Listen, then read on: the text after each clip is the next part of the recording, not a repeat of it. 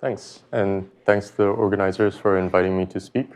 Today I'll talk about a theory proposal and experimental realization that we did. It's a collaboration between the Manuel Endres experimental group at Caltech and Sun-Won Choi's theory group at MIT.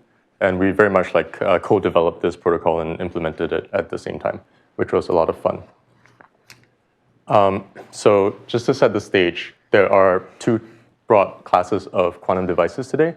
There are digital quantum devices and analog ones. Digital devices are fully programmable, so they're designed to execute any gate set that you want. They can run any quantum circuit. But because of that flexibility, they have very high engineering requirements. It takes a lot of time, a lot of money, and a lot of people to develop these systems and maintain them. In contrast, analog devices are relatively simpler. They have limited controls. They're not designed to run any quantum circuit, but they're designed to just realize some interesting quantum physics, interesting many-body physics. And as a result, it's a lot easier to scale up these systems. And we can, in the past decade or so, we've realized a lot of large systems and which has probed a lot of interesting many-body physics. So some examples just from the past few years are we've probed interesting ground physics in the Fermi-Hubbard model, interesting dynamics where you observe spin charge fractionalization, and we've realized exotic theories like gauge theories. So this is a very exciting but somewhat overlooked type of quantum device. And there are commonalities between digital and analog devices. One of those is the style of measurements that you do. So these measurements are global. And let's say I have a chain of qubits or atoms or whatever, and I do a measurement. And at least for today, most devices do these measurements globally. So when you measure, each atom will spit out either a 0 or 1. It'll collapse the wave function. And what you get is a string of bits, a bit string. And these bits are in some sense correlated with each other, depending on what the wave function looks like. And another thing that's unique is that let's say you prepare the state and you measure and you get one bit string. And now I need to do a lot of measurements to figure out what the state was. So I prepare the state again and I measure, and it spits out another, most likely completely different bit string. And I do it many times. And if I have a big system, very likely I will never see the same bit string twice. So that's the raw data that we get from these devices. But we often throw away a lot of this information. So for example, if you're doing a condensed matter style many-body experiment, what you'll do is you'll just throw away all the bits in, except for on the first site, and you'll count how often do I get zeros and ones, and that will give you the value of poly Z on site 1. You can also do this for 2-point or few-point correlators, and you can, you'll get some 2-point correlation function. But this still throws away a huge amount of data. And the question that I want to address in this talk is, what else can we learn from these global measurements?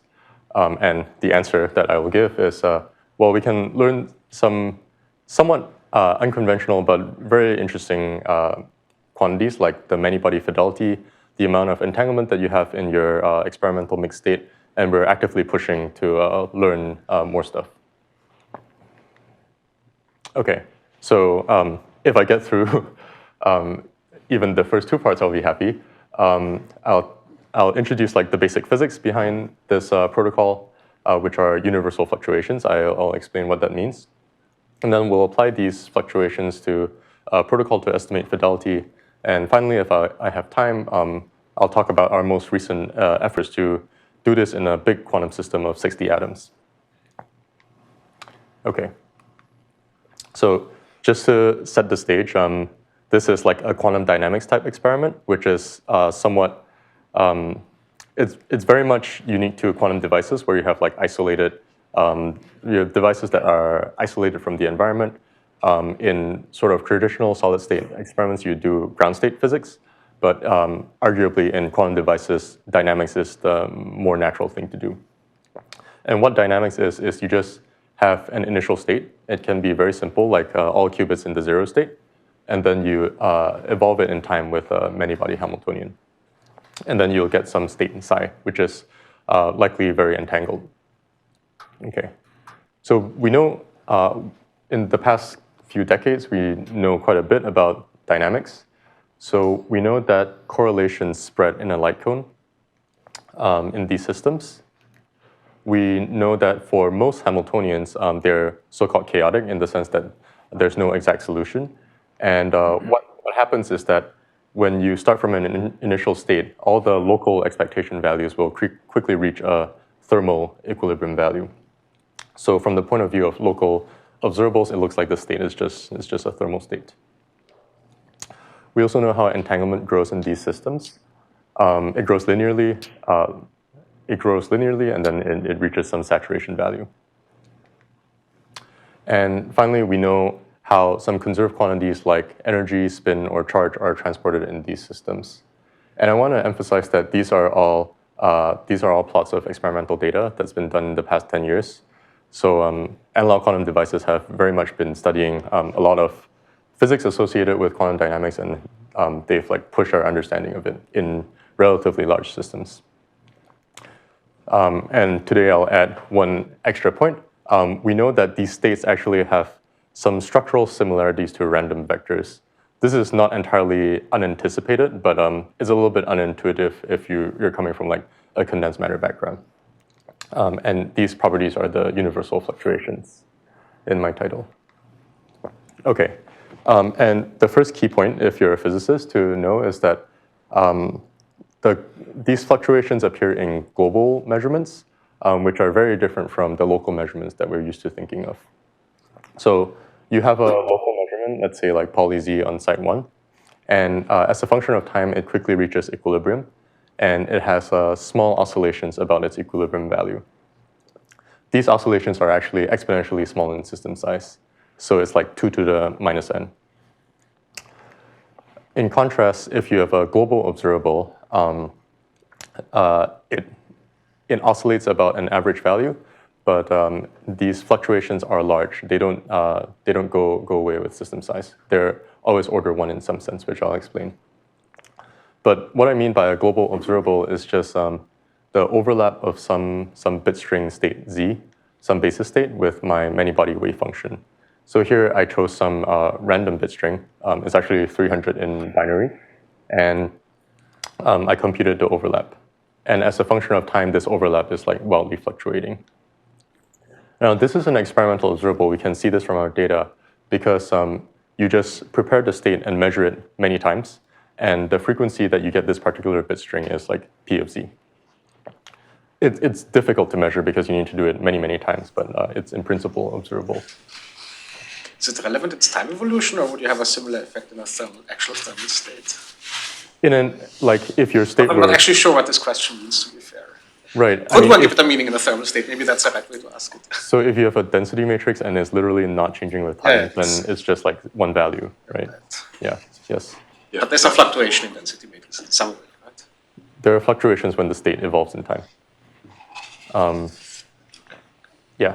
Yeah, just along this line, trying to understand what's really happening here. In this first, we have the expectation value of Z1 at different times. Yes. But if this is a real experiment, do you measure many times to how many times do you measure, or is this exact expectation value?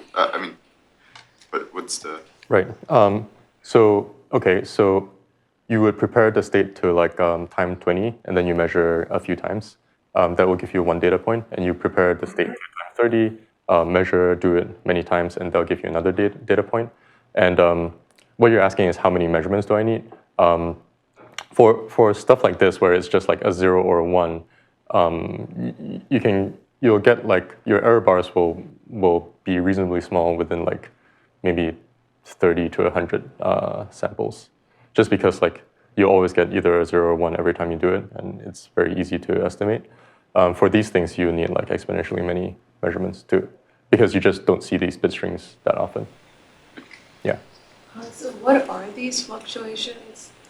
I'll go into it. That's the talk. Yeah. Yes. Isn't like local fluctuations larger than global fluctuation? Okay, yeah, in this plot, like an absolute scale, perhaps, but I kind of did these plots very quickly for like small system size. If you doubled the system size, these fluctuations would be like squared. They would be much smaller, but these fluctuations would always be the same. Yeah. How would fluctuation, form somewhere in between local and global? That's a great. Yeah. And have you, did you observe any? We're actively thinking about it. I have been forbidden to speak about it. Oh. Yeah. But okay, just to give you, like, how would you get this from this? You just like take the marginal probability, right? It's just P of Z1. So you just sum over many of these probabilities. And basically these fluctuations kind of tend to cancel out, and that's why they become small. Okay. Yeah. For the global case, so you're saying that the fluctuations look like that, stay order 1 as you scale up. So Yeah. that means that there's some subset of bit strings that will stay preferred. No, it's not order 1, I guess. No, it's over 2 to the n, right? Yeah, I'll get into that in my next slide. Okay. Any other questions or yeah? Very brief. Just to be clear, you Yeah. may have said this already, but you're assuming in this case, these are all perfect measurements and this is all system dynamics, right? Not. Yes, these are perfect measurements. I'm ignoring like measurement like readout error, and this is also perfect pure state dynamics. So there are no errors in the yeah. Okay, yeah. So the key difference is that global observables do not like reach thermal equilibrium in the same way that local ones do. They always fluctuate, and these are the fluctuations that we'll use in our protocol. Okay, so let's dive into these fluctuations, and hopefully it'll answer some of the questions. But if not, please raise your hands. So this is the same plot of like the probability of some particular bit string Z1 over time. It oscillates about some average value. This is just the time average of this like wildly fluctuating curve. And one question I can ask is, how are these values distributed? How often is it like a large value compared to a small value? And what Average I can do would be 1 over 2 to the n, right? yeah, it's so this mean value is on the order of 1 over 2 to the n, but it's not exactly. It's not? No, and I'll get to that like in 3 clicks. So let me take a histogram of this, and it follows some curve. So lower values are a bit more likely than higher values. Now let me do the same with another bit string, some random bit string I chose to like illustrate this point, Z2. Now it has a smaller average value, and it has fluctuations. But these fluctuations are somehow like a little bit smaller than the red ones. So they follow this green curve. And I can do the same for a blue curve. And there's an average value, even smaller fluctuations, some other curve. Now all the curves look structurally like they look the same up to this rescaling. So you see that these fluctuations are somehow like tied to the size of the average value. So a natural thing to do is just take my raw probabilities and divide them by their average values. Now everything is order 1, and the fluctuations are also order 1, and all of the histograms collapse onto the same curve, which is an exponential distribution. So that's the first result. That's really like the main takeaway from this talk, that these bit string probabilities over time, they follow an exponential distribution. It's for the mathematicians, it's just exponential, but for the physicists, for the quantum physicists, we've taken to calling this the Porritt-Thomas distribution, just to give it a fancy name. And it's because it was originally studied in the many-body physics context in the 50s, in like nuclear physics, where this was the first sort of test bit of all these like random matrix theory like ideas in physics. Yes. Yeah, I can live with Porritt-Thomas if you need that. That's fine. Does it really happen for every age? Yes. Well, there are very weak conditions. I'll go into that. Yeah. Particularly, I mean, if this is not periodic, should Yes. there be... So if it's just spoiler, if it's like free integrable, you won't see this. So like transversal Ising model, no. But if it's interacting integrable from our numerics, we see yes. So XXZ, yes. So are we looking at the full bit string or still part of the whole system here? Full bit string. Yes. These fluctuations are only order 1 for like global projective measurements. If you like trace over some bit strings, the fluctuations will cancel out. Yeah. Okay, so this is the first point is a result about like a distribution over time, but experimentally that's not very nice because it's very hard to run your experiment for long times. Decoherence will kick in and you actually won't see this.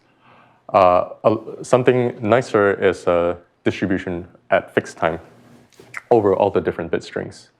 So here I can like take a slice in time, this like light blue line, and I plot these rescale probabilities as a function of all the exponential number of bit strings I have. So they also follow some distribution, and in fact, it's the same distribution. Okay, so that's the second point. You see this distribution even at fixed times by looking at it over the different bit strings. And just to, yeah. But it's a fixed time, but you still need to know this average. Yes. You still need to average it. Right. So there's some post-processing that we have to do. We have to like classically do some classical simulation to get the average. But this average is like nothing crazy. It's more or less just a Boltzmann distribution.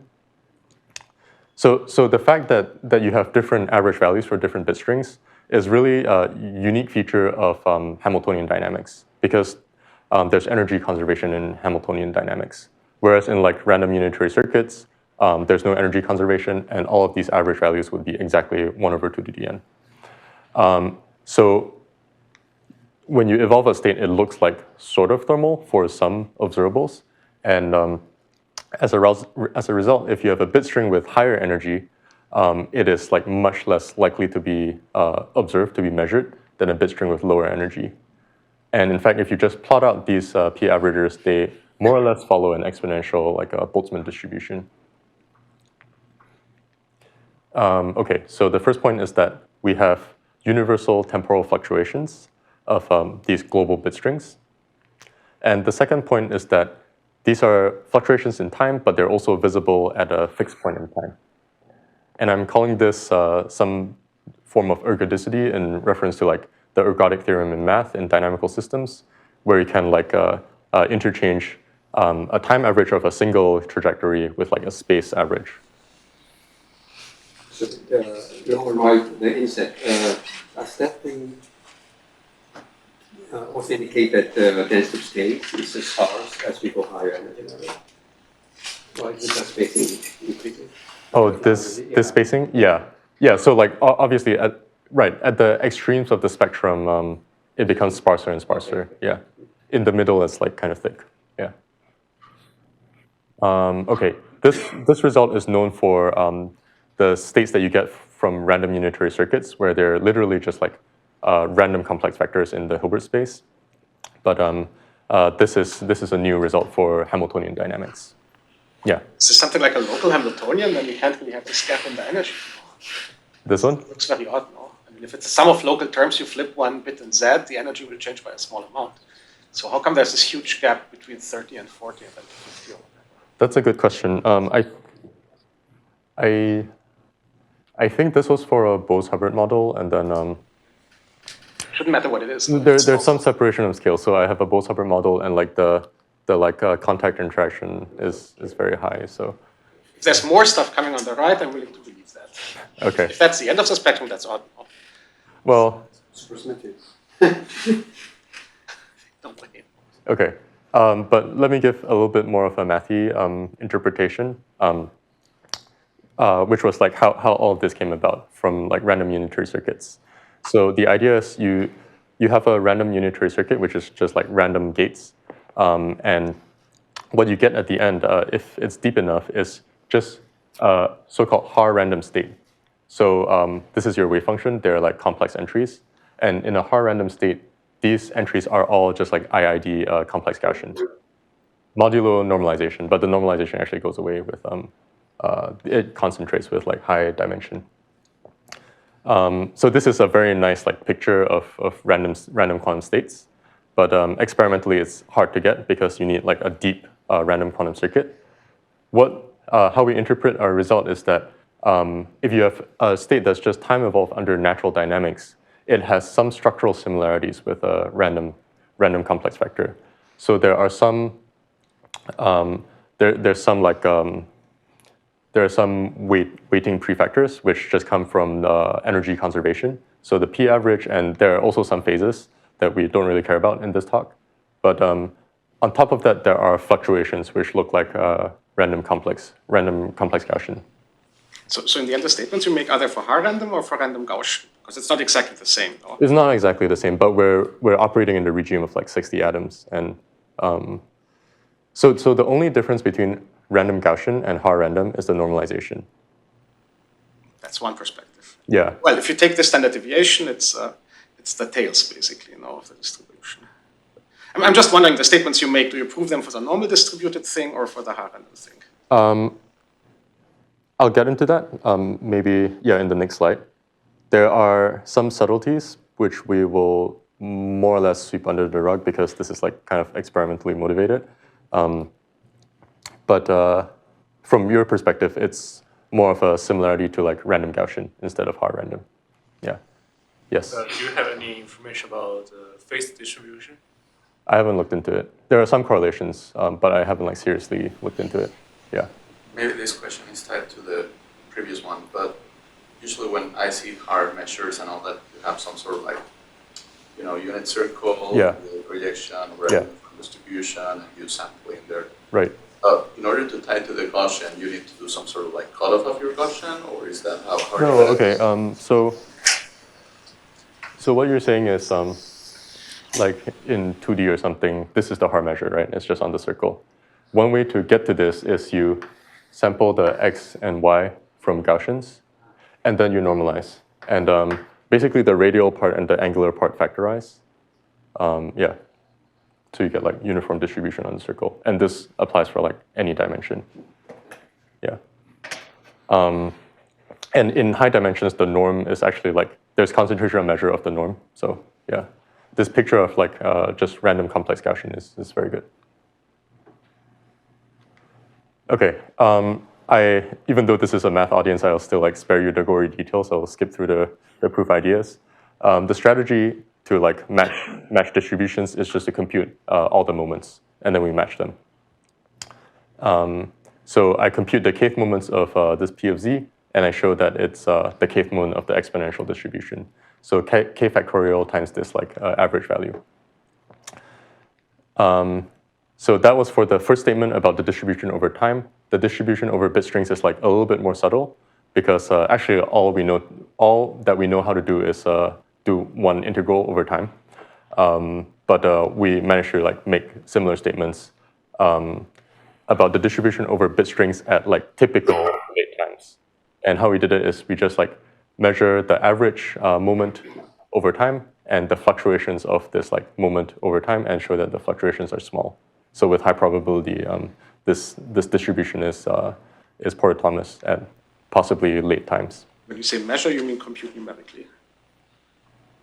What do you mean? You said you measured the distribution. You mean compute numerically? I'll get into that, yeah. So the first part of the talk is just theory and numerics, so yes, but there's some application to experiments. Okay, and just to give you a flavor of like what kind of calculation this is, it's actually really simple.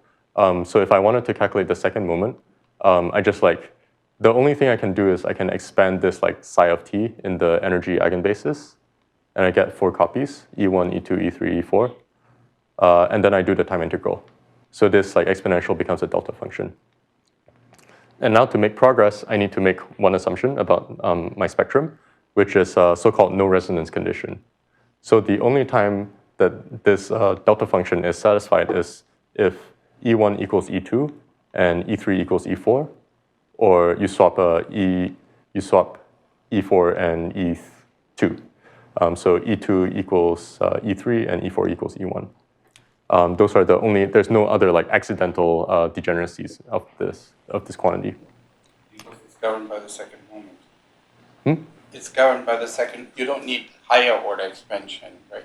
Well, so in our proof, we will compute. Okay, you use that, but the assumption is probably enough for 2, right? Or so for like kth moments, there's like a kth no resonance condition. Okay. Yes. Okay. Yes. Okay. Good. Yeah.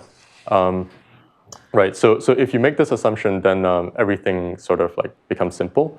You get a factor of 2 factorial times these powers of p average, and you have an extra term, a double counting term, where E1 equals E2 equals E3 equals E4. And that's double counted in the first term, so we have to take it out. But this term is typically like exponentially smaller than the other one. So when we can neglect it, then our moments are only like 2 factorial. And you can do the same for higher moments, and you get k factorial, which is like the kth moment of the exponential distribution. So this holds like in an approximate sense when you can neglect these double counting terms. Yeah. Okay. So there was only one assumption in the proof, which is this kth no resonance condition. It's a widely used assumption in the quantum chaos and thermalization literature, where basically if you had any like accidental degeneracy in your Hamiltonian, you can just apply a small perturbation and it will break all these degeneracies. So it's considered to be like very safe. It holds for all non-integrable models. We numerically check that it holds for interacting integrable models like XXZ. Somehow the beta ansatz just like makes the spectrum like complicated enough. And it's also dimension and like locality independent. It holds equally well in like 3 or 4 dimensions as in 1 dimension. And just to show you some numerics, this is the histogram if I don't rescale my probabilities. And this is the histogram if I do rescale it by the average values. It's like almost perfectly exponential. And it's the same for other models, including like a 1D Fermi-Hubbard model, which is actually like integrable by beta ansatz. Okay. On the proof level, my proof holds for like exponentially late times. But in practice, we see that the time that we need for this equilibration is only order n. And some people conjecture that is even log n. And this result is also independent of like the basis that you use to measure and the initial state that you use, up to some caveats. And these caveats are like anything else that are failure cases. So the first failure case is if you're at a very low temperature in your quantum dynamics. So the extreme case is you start with a ground state and then you evolve it with a Hamiltonian, and the ground state just doesn't move. So there are no fluctuations over time, and you won't see any fluctuations at any point in time. And from the proof level, what happens is that that double counting term blows up. It's no longer exponentially small. It's order 1. So it makes the distribution some like non-universal distribution. The second failure case is, like you said, if we have a free integrable model, like transverse field Ising model or just bosons that are free, then in this case, the spectrum is very simple. There are lots of degeneracies in the spectrum, and you get something totally different. The last failure case is the most interesting one, in my opinion. It's when you have the correct symmetries in your Hamiltonian, time reversal and particle hole symmetry, then you actually get pushed into a different universality class. And this universality class is associated with random real vectors instead of random complex vectors. So if you have these symmetries, then you can make sure that your time-evolved state is can be written as like all real in some basis. So it gets like the random real vector kind of like fluctuations instead of random complex vector fluctuations. Yeah. Is there anything special about the temperature? I mean, if I start in some yeah, if you start in any eigenstate, yeah. So yeah, this is more like physicists speak, you know. Yeah. Before you go away from your n estimate, yeah. If you have a lot of very close eigenvalues in your spectrum, shouldn't that also affect the right. time there? Right. So yes, that's why if you just look at the proof, it's like exponentially long because these eigenvalues are all exponentially close together. That's a mess. But like in practice, what goes on is the eigenvalues are exponentially close together, but their matrix elements are also very small. So we don't really want to get into, if we wanted to prove this, we would have to like make some assumption about the distribution of matrix elements of some quantities. But then it gets a bit hairy, and yeah. For now, we're just happy that it empirically works. Yeah. I think one might modify some of these using filters where you somehow push these eigenvalues together and treat them as a block. Right. Yes, but we will still need to make some assumption about what the eigenvectors look like with respect to like some operators and yeah. Does non-linear interaction make any difference? Not at the level of, no. I mean, like for this example, like trapped ions do have like parallel interactions. Yeah. Okay. So those are great questions. Any other questions before I dive into like sort of applications? Okay. Yeah, so this part will be mostly review of Google's cross-entropy benchmark that they used in like 2019 in their quantum advantage experiment. And what it is, well, they built this superconducting qubit circuit, and they want to say that it does some tasks that is difficult for a classical computer to simulate. And the task that they landed on is so-called random circuit sampling.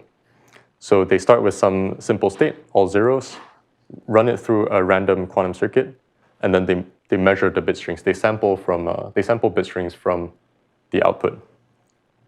And the claim is that, and maybe we'll hear more about this tomorrow from Bill.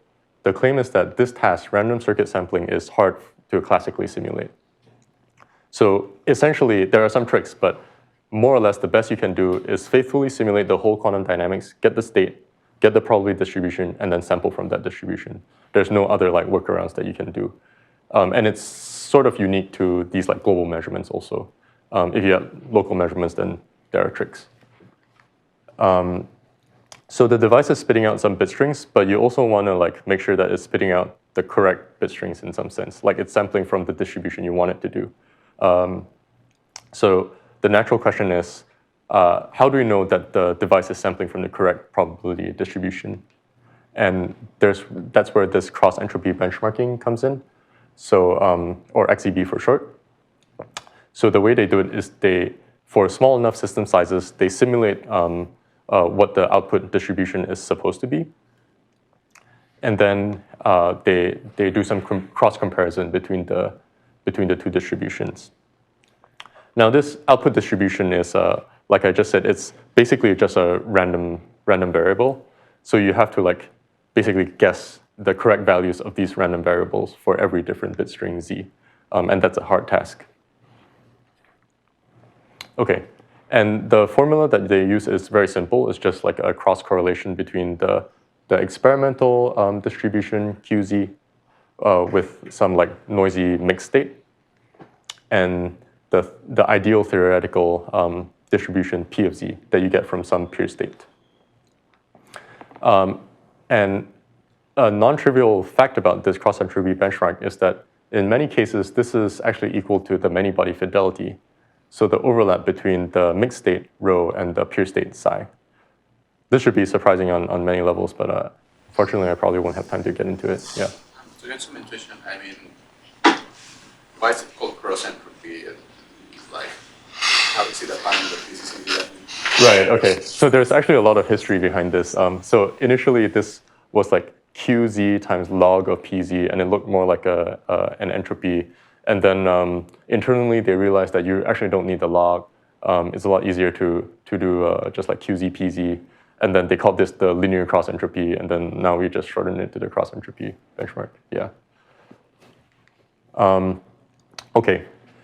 This is like kind of non-trivial, but the intuition behind this is if you let me make this like simple ansatz about what the noisy distribution looks like, then it's fairly straightforward. So I assume that the noisy distribution looks like a linear superposition of the ideal one, P of z, weighted by the fidelity, and some junk, P perp, weighted by the infidelity. And I assume that P perp and PZ are like uncorrelated. So when I stick it into this expression, then I get two terms. The first is like the second moment of this PZ. And from what we talked about, the second moment of the Porter-Thomas distribution is 2. So what I get after all the dust settles is I get F from the first term. And the second term is like some cross-correlation between P perp and P. And I assume that that's 0. So only the first term survives, you get the many-body fidelity. This is very hand-wavy and heuristic, but that's the intuition behind it. People have like done a lot more serious analysis of this. under some settings like random unitary circuit with local errors. And they concluded that this cross-entropy benchmark does faithfully estimate the many-body fidelity up to a certain error rate. And beyond that error rate, it shows some deviations. And these are results as recent as like 6 months ago. So I guess some people have mentioned that these probabilities are exponentially small. So naively, you'd have to do like an exponential number of measurements to resolve all of the probabilities, and that's just crazy. Like you have a 50-qubit state, 50-qubit device, you need to do like 2 to the 50 measurements. That's insane. But in fact, this is just like the expectation value of some quantity with respect to the empirical distribution. So there's an efficient way to sample this. You can actually get a very good estimate of the XEB with only like order 100 or 1,000 measurements. So you don't have to reconstruct this entire distribution. And the intuition behind that is that, well, on my classical computer, I know all of the values of PZ. So I know which Z's I should see more often and I should see less often. And this task is just sampling and making sure that I do see some Z's, the correct Z's, more often than the like incorrect Z's. And you can do that efficiently. The number of samples you need actually doesn't scale with system size at all. It's constant. Another point is that maybe physicists will be a little bit confused by this because here these bitstring Z are just labels. We don't care like what the value of the bitstring is. If you're doing like a condensed matter experiment, you really care whether like there's a 0 on the first bit or 1, but here we just take it as like independent labels and just do some sampling over them. And the last point, which maybe ties into the title of this workshop, is that this observable is observable on a quantum device, but it's assisted by classical computation that goes behind the scenes, where we have to classically compute this P of Z. So if we didn't know this P of Z, we would just get like total garbage. Like these samples would just look random. And it's only if we are able to do some classical or perhaps quantum simulation of this time evolution that we actually get something sensible at the end, which is the many-body fidelity. And other people have recently started thinking about this in the context of like measurement-induced phase transitions, for example.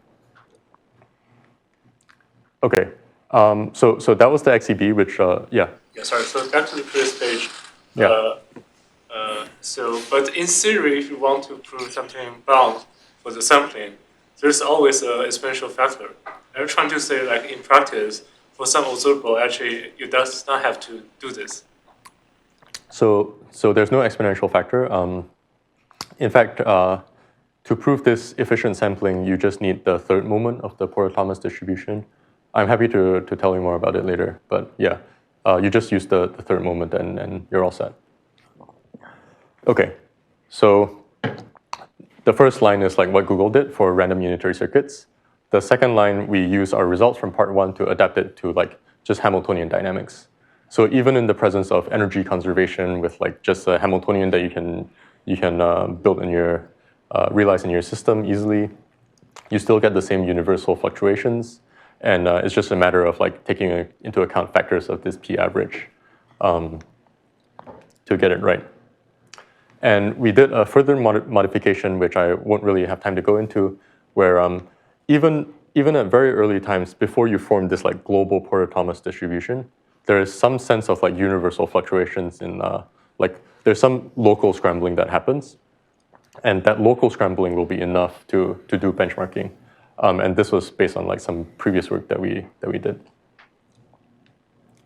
Okay, so yeah, let me just show you some numerics that it works. So here I'm simulating like evolution under a Bose-Hubbard model with some noise. And because of that, the fidelity will decay exponentially in time. This is all numerics. And if I measured my estimator, FD, it tracks the fidelity very well.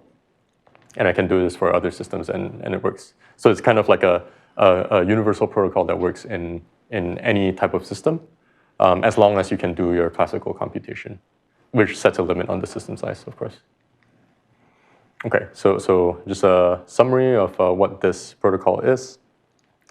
And what can you do with this protocol? you can do a few stuff. The thing we're most excited about right now is you can do some learning of the parameters in your Hamiltonian. So you evolve some state by the Hamiltonian. Let's say you're not super sure what it is. You get some bit strings, and then on your classical computer, you simulate the same process, but with like different guesses of like some parameter value, let's say u. And the guess that gives you the highest fidelity is most likely the correct parameter in your Hamiltonian. And it has some pretty good sensitivity that we're working on putting out a paper on. But more excitingly, you can do this for many parameters at once. It's not just a single parameter scheme. You can just like optimize it over many different parameters. Here, we learned the entire like disorder profile, like on-site disorder at once from the same data set. And it seems to work pretty well even in the presence of noise. Okay, we did this in a few experiments. Manuel's group, the preprint was out actually like in 2021. We also did this in a superconducting circuit group of Oscar Painter, coincidentally also at Caltech. But okay, I have time, right? Okay, yeah, that's enough.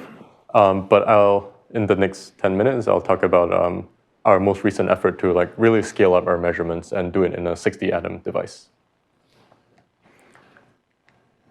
Yeah, okay, and in this recent effort, we were also able to like say something about how much entanglement we have in our system, which is kind of exciting. Okay, so maybe, I don't know if you care about this, but this is the experiment. It's on a Rydberg atom array, which is like a fairly new type of quantum device where you have atoms and you just trap them in a vacuum with little optical tweezers. And you make qubits out of these atoms in a somewhat special way where you use two levels. And one of these levels is a very high-lying atomic orbital. So it's like n equals 61, which is like really high. But right now we have like lasers that are good enough to just address this specific transition. And there are lots of like unique quirks about this system, but from our point of view, it's just like realizing some many-body Hamiltonian, some complicated one. But the atoms there have more than two energy levels, right? Yes, they have more than two, but and the dot is just how many are above a certain threshold? Or? Yeah, so there's like a lot of stuff here. Yeah. Okay. But our lasers are like so good that you can address just a single transition. Yeah. Okay.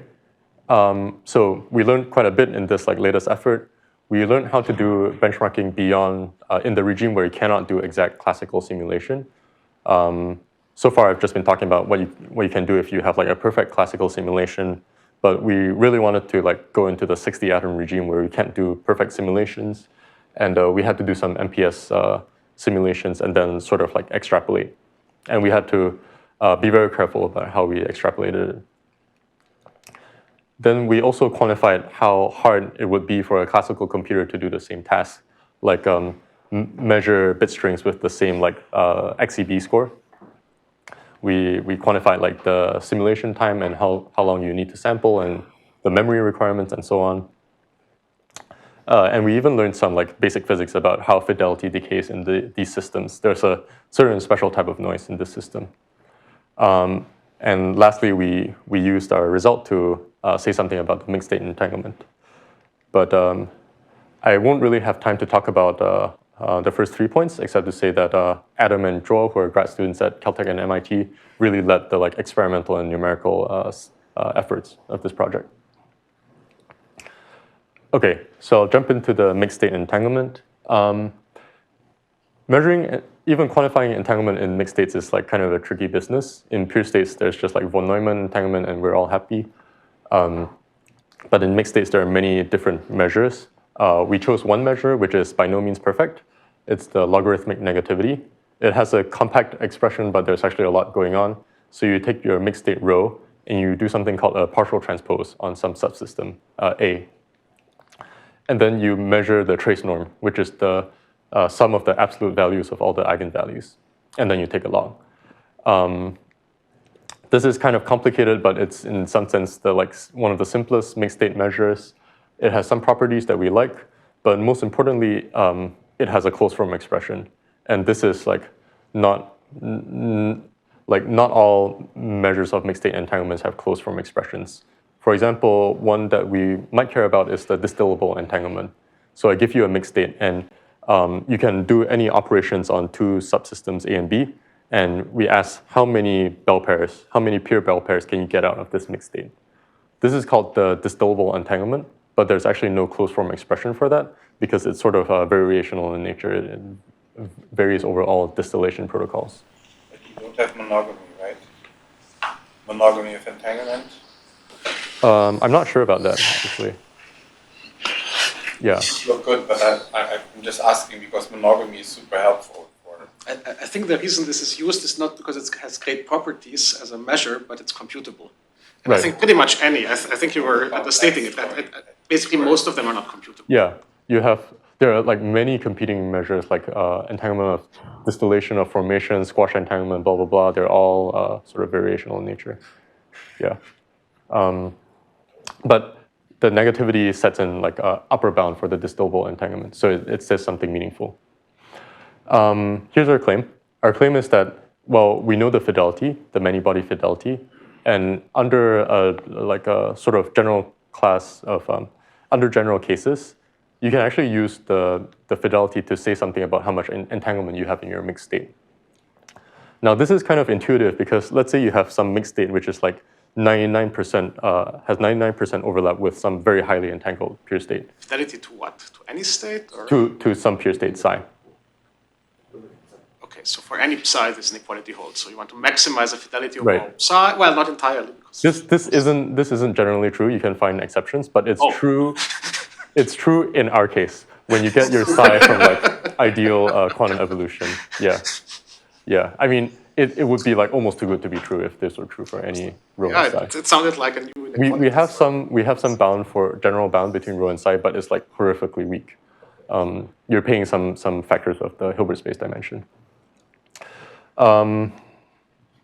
Yeah, so you have some state with 99% fidelity to a highly entangled pure state, and you think it's got to be highly entangled, right? It better be.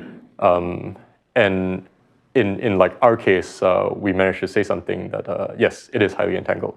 So so let me just unpack this expression. So fidelity is less than 1. So this log is negative. So that means my mixed state entanglement is lower than my pure state entanglement, but is lower by some controlled amount. I'm a bit confused. If the statement you want to make is not to compute entanglement negativity, but to show if you're very close to a highly entangled state, which is pure, then you're highly entangled, you don't care if it's computable. No, you want a measure which is nice and continuous. That seems much more important to me. Right, right, but we were able to... If I were to do this, I would try to pick a measure which has nice continuity bounds, because then you get it for free, I mean, more or less. That's exactly what you're saying. No, you're close at some distance to a pure state which is entangled. It shouldn't be zero, the entanglement. Yeah, we don't think... Well, first of all, we want it to be computable because we want to compute the amount. We want but if you can compute for pure states, no? If you want to lower bound it, it's sufficient to be able to compute for a pure state, which you can do for anything, like distillable entanglement, you can compute for pure states. Most measures you can compute. I mean, the nice ones coincide with the von Neumann entropy. This one doesn't, but most do, right? So I think that doesn't seem to be a problem in that case. And there are some with nice continuity properties, so maybe that would be a better choice. I don't think it's really continuous in the whole Hilbert space, just because you can do some sick deformation and then maybe kill all the entanglement. But there are some nice measures. I mean, it's desirable for a measure to be continuous. No, definitely. Yeah, maybe. Maybe this one isn't. That's not what people were looking for. But that's why I'm saying maybe you should look for an uncomputable but nice measure, right? Which is continuous and coincides with von Neumann, and then you can use these bounds, and you don't. Yeah, we can. We'll look into it. We were able to show this for this measure using some particular properties of the trace norm and the partial transpose, and we had to use some properties that rho is always a positive semi-definite. So at this moment, it's not super clear how to generalize it, but yeah, would be nice. Yeah, so just to show you some numerics, in an ideal system, the entanglement just grows and saturates. In the presence of noise, so this is the actual mixed state entanglement that we computed. from numerics, the entanglement grows, but then when noise accumulates, the entanglement starts to go down, just because like in the limit of like a long time, you just get like some junk, and it's not gonna retain its entanglement. And our proxy is a good lower bound for the amount of entanglement that you have in the system. Right. Some intuition, you can decompose the state into like the pure state and some junk, and then you can use like triangle inequality. So this is a physicist intuition, so it's not rigorous. Your pure state is going to be like highly entangled, so this trace norm is going to be exponentially large, but you expect your junk to like not really be entangled because it just comes from all the noise in the environment. And so this thing is going to be order 1. And then when you take the log, you get some like epsilon correction, but this thing is the thing that dominates. So you get a factor of log 2f. This isn't correct because in this decomposition, this rho perp might not actually be a physical state. It might not be like positive semi-definite. So it's hard to say anything about like the trace norm of that like unphysical state. Well, but you could make it positive, no, on the cost of losing a bit of your f. Yes, and it should be a one-liner, so, not to make hope. Well, it's not a one-liner. It's a few-liner, but so if you make this an actual state, that means that this pure state psi has to commute with rho. So psi has to be in like an eigenvalue, eigenvector of rho, and that's like a little bit. It's kind of nice, but it's not really. No, wait. Oh, I mean, if psi and rho are very close, then you rescale psi. It will at some point be inside of rho. No. Yeah, but unless rho is singular. I mean, even then it shouldn't happen. Maybe, but okay. Even if we. It sounds weird. Yeah. Well. But you can't make. I mean, maybe I'm wrong. Yeah. Let's chat about it. But okay. So we did what we did, and we did it because we want to say how much entanglement we have in our system. So just look at this last point. I mean, the entanglement grows and goes down like we expect. But at this last point, with 60 atoms and at the latest times, we have like 15 bell pairs worth of entanglement over the middle cut. 15 bell pairs is nice. That's a lot of bell pairs. But we were kind of particularly excited about this because we were able to, like, entanglement is such a universal property that we can use this to like compare our device with devices like Google or USTC or Quantinuum's device, just using their XEB values, which are like many-body fidelity values. And so Google lies here. Their latest experiment was with like 60-something qubits. And our stuff reaches up to an effective system size of 40 qubits, and it lies on the same line. But over the summer, Quantinuum, which is a trapped ion company, released like a second generation of their device, and it's like very high fidelity. It reaches the almost ideal amount of entanglement that you can have. Okay, yeah. So outlook. Well, I hope I've convinced you that global measurements are kind of useful in some sense. It helps us say something that we want to say. Our device is very nice and good. On the theory level, we found some new behavior, like random vector-like behavior in natural many-body states, which was nice. And we applied it to say something like that experimentalists care about. If you tell an experimentalist that they have like 15 bell pairs, they'll be pretty happy. What's next? This result was a universality in pure states. And we can actually exploit that universality. This universality is like sort of destroyed in mixed states when you have noise. But that non-universality is actually kind of nice because it tells us something about the profile of noise that you have in your system. So we can learn something about the noise just from the data that we get. And we're excited to go in this direction, and I hope we can put something out in a few months. But yeah, just like in pictures, we sample, we do some classical computation, and we can say something about fidelity and entanglement. Yeah, this was a collaboration between the Andras group and Sunwon's group at MIT. But over the course of like related works, we had like many other collaborators, theory, experiment theory, and another experiment. Yeah, thanks so much for your attention.